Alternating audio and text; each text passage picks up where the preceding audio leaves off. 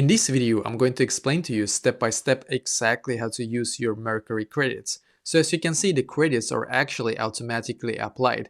Balance can be manually applied during checkout. So when you make a purchase, any available Mercari credits are automatically applied up to the purchase price. Leftover credits will remain in your account for use towards your next purchase. You can also view your available credits and their expiration dates under Settings, then click on Credits, and once a credit has expired, it cannot be reused, as you can see.